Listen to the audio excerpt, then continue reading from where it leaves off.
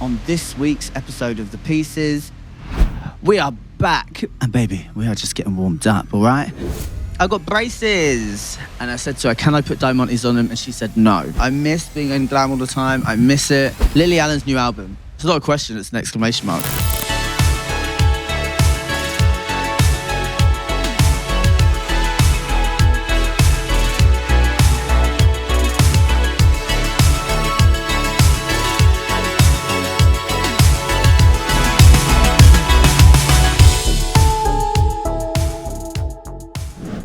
We are back, baby. It is The Pieces, and it is 2.0.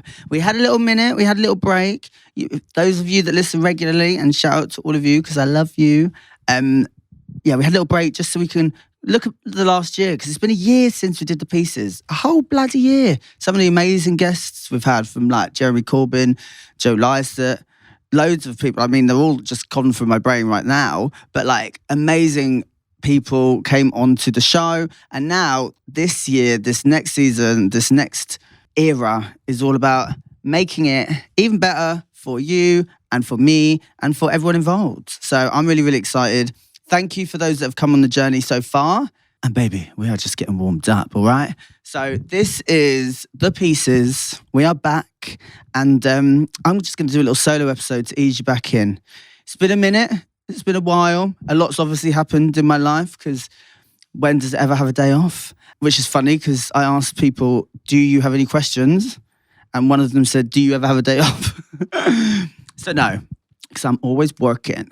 But no, I've just recently moved house. So that's always crazy. I don't know how people like to organise things. I am so bad at it. And I can sit there and say that. I will say, actually, it makes me feel quite... what's the word?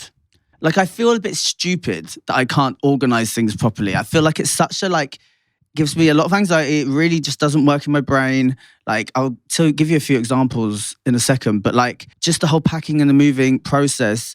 All my life I got called lazy. Now I've got an ADHD diagnosis. So there you go. But I feel like it's a common joke between my friends, because I'll go on stage, I'll DJ, I'll do whatever, but it's oh, you're not going to get that done, are you, for 6 months? And it's makes me feel silly, but that is life. And, we just moved from that. But yeah, I've just moved house. I've moved in with my best mate, Kaz. And I'm really excited for us to live together. I've not had a flatmate other than ex-partners for a while. So this is going to be an adjustment. But Kaz is also a very organised person. I feel like Kaz is the yin to my yang, and I think it's going to work really, really well. Honestly, even cables are packaged in and labelled in different boxes. It's crazy. It's insane. Not crazy. It's amazing. I'm low-key jealous. My room is still unpacked because my bed frame broke, and then I had to order a wardrobe, and I got the wardrobe, and the wardrobe was big because obviously I was trying to organise my clothes. But then we built the wardrobe in one side of the room, but actually I need to move it to the other side of the room because I didn't use a tape measure, and now I have used a tape measure. So I've realised it's not going to work where it is. It's just little things like that. Just can't do anything right. Also tried to get a carpet cleaner and booked it from Morrison's, because you can pick them up. It's this Rug and Go or something. And turned up at 10 o'clock when it said that was booking. It was closed, so I couldn't even get it. So Kaz is not going to come back home because he's currently away to a lovely clean rug, which I've been promising for about 2 weeks. But moving's been great. Moving in with Kaz is great. Moving part, no. But I'm excited where I am. I feel like I'm back in where I thrive the most and where I've been the happiest over the years. I was living a bit further in East, and I was living with my partner until the start of this year. Then we obviously broke up. So I was living in this place. I felt like Rapunzel, been locked away in a tower, castle, or Fiona from Shrek, I didn't want to be there. And I was just there. So I'm very lucky that I've got to move in with my best friend, and we are ready for our 30s as these gay bachelors. That's what I'll say, gay bachelors. It's going to be a fun old time. We're going to have a housewarming party. We're going to have dinner parties. It is going to be classy. And I'm ready for that era. I'm not going to cook though, because that's not going to happen. But also, I've got braces, which you can see. And I'm happy about that because I had braces when I was younger already, so I've already had them once. And I just didn't wear my retainer. If I'm honest, putting things in and out of my mouth makes me gag. But not in that way, because actually in that way it's like no. But like in the general way of like retainer, like constantly, it was just making me like I don't like that. So it just didn't work, and I tried Invisalign.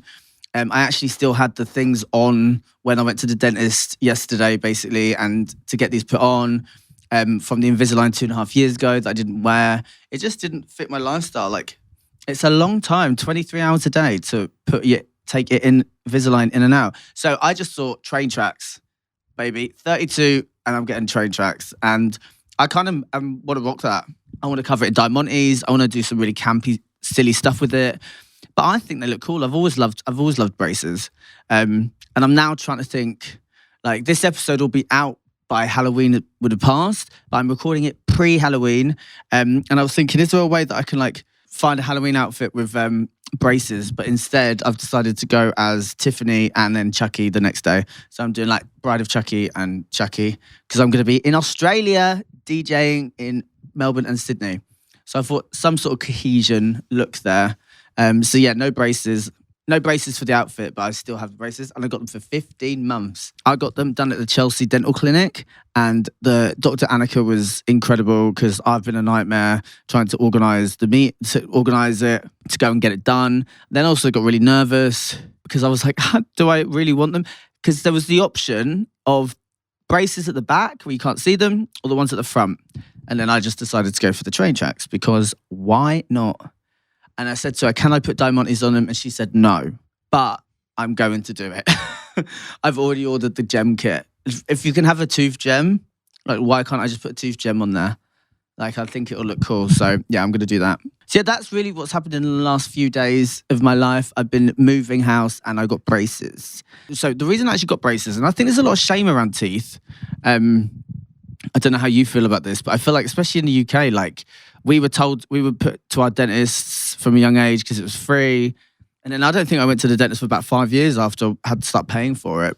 Because, like, couldn't afford it when I was at university. I had alcohol to buy, and I had, like, places to be. I don't want to be going and get a checkup. But I think still to this day, I think I've had no or just one filling, which I don't know how that has happened. I blame my lecky toothbrush. But yeah, now it's like, now I've obviously got to, this is going to be the hard part, is keeping on top of the cleaning, because after everything I eat, after every meal, I have to brush, I have to use interdental flossing, because I don't want any staining. That's going to be gross. Like, we don't want that. The thing is with my teeth, like, a lot of people always say, like, I love your gap, and I love my gap. So my gap's not going anywhere. The gap is not going anywhere. But what is going to happen is my teeth are getting pushed up, and then my forward ones are being bottom ones are being brought forward, because I have a really strong overbite. Whereas if I shut my mouth, you can't even see my bottom teeth. So that's going to try and hopefully get sorted out. Then I'm going to get some bonding and then whitening, and then we're going to be veneer free, because I almost was going to get veneers, but I decided against it. Like, they said, you've got teeth, don't get rid of them. And I didn't want to file them down. So I'm glad I've done this. It's going to be a little journey. If anyone is thinking about getting braces or has had them, because a lot of people have been commenting, saying about it, like, a lot of adults having braces, fuck it.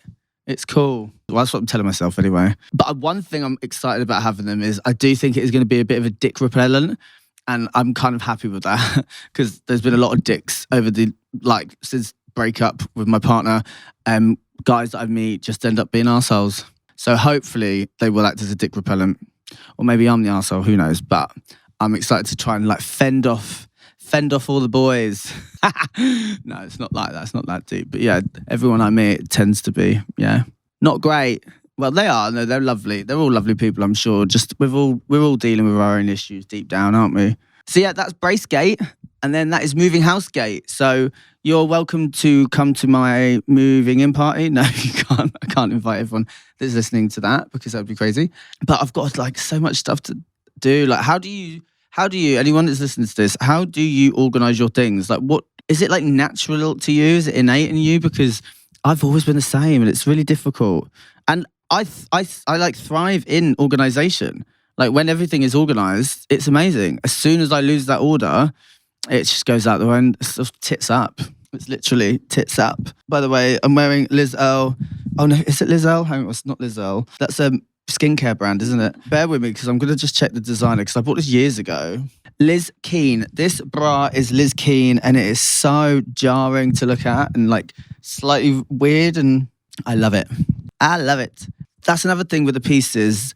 I want to be bringing a look every single time. I miss being in glam all the time. I miss it. The reason we weren't able to do it all the time was we were doing filming all the time, basically, because episodes were every week, which we love. But now we're gonna lock in, try and get as organised as we can with days where I can just do one day of filming for a couple of episodes. And I think that's gonna work a lot better because it means I can just set my goals, set my sights, do a nice, lovely little smoky eye, do all this lot of hair. So I did all this today. Byron and Lauren were busy.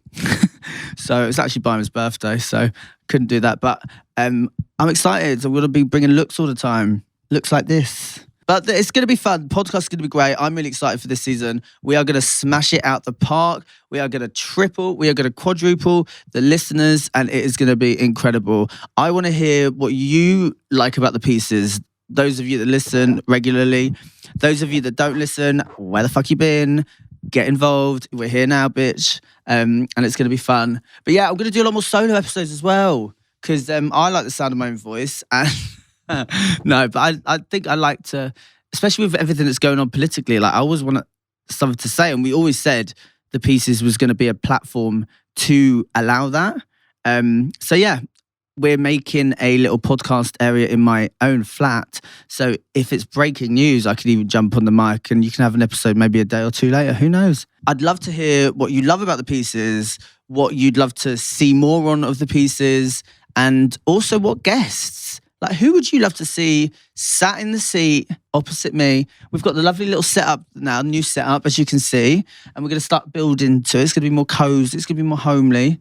So yeah, who do you want to see in my lounge? People always say random people. So we can get them. We can try and get them. But I don't know if Miley Cyrus will be free anytime soon. Yeah. And also, like, do you think I should speak to people? Because obviously I try to have as many people within the community and queer people to give them a voice and talk about what either they've been through or any charity work that they're doing or anything that they're doing. But do you think it's time to start opening it up to people like Farage to get him on the state? Or do we have to build up to that? Because would you want to listen to me chatting to someone that's far right or right wing about their views? Because I feel like it's just a waste of time. I think it's a waste of energy. I'll happily do it, but I think it's a waste of energy because they're set in their ways. And you can say that my beliefs are wrong, but my beliefs are that everyone has the right to exist how they want to exist and live their life true and authentic to them. And if you can't align with that, then I don't really want to sit with you. Do you know what I mean? Give you my energy because that's just, you're a dick. So there's that. But maybe more politicians. I'd love to have more politicians on here. Talking of politicians, Zach Polanski is absolutely nailing it. We are going to get into another solo episode where I speak about everything that's kind of been happening politically. But I just want to say, Zach, I am proud of him. And it's weird, like people, you'd be like, proud. But we were in Gay Vegans Facebook group back in 2015. I've known Zach for over 10 years. There were like 80 members in there. The LGBTQ vegans, and Zach was one of them. And that's how I knew him. And then, like, obviously, I've seen him over the years and be with the Green Party. Now he's becoming a leader. He is holding people accountable. He is being a voice that we need, and the establishment and the people that he's going up against hate it because he just speaks like everything that I believe and everything that I think is so true. And also, I always find it a bit common sensey. The division, the tactics have been going on for years. Like, we can see that's happening. How do we resolve it? How do we change this? Like, we're not talking about that. We're just going round and round and round, doing the same old shit, demonizing different marginalized groups, and it needs to stop. So this excites me with what's happening with the Greens and Zach, because I think, like, as of today, they've doubled or over doubled their membership in a month, that's unheard of, you know. They're over 150,000 members and counting, you know. And it shows that we needed a strong left voice. We needed someone on the left, because Labour aren't left. No matter what people say, they are not left-wing. We needed someone on the left that's standing up against all of the right, because it is so much going on. And it feels like Zach is the one. So big up, Zach. We love you here at The Pieces. And I would love to have you as a guest on here. And I promise I won't swear or make anything go viral where people are like, oh, you're sat with Bimini, who's like calling everyone a horrible word. I won't do that. But yeah, that'd be amazing. Go Greens.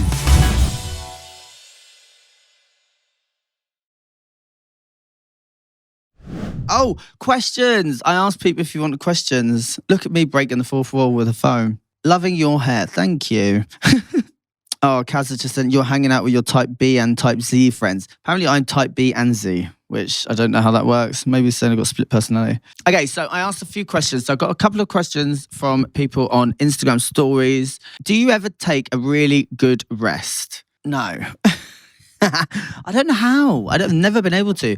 I've either A, always felt guilty, B, always felt like I need to do something, or like there's something that needs to be done. I can never really take a full rest, even if I go on holiday.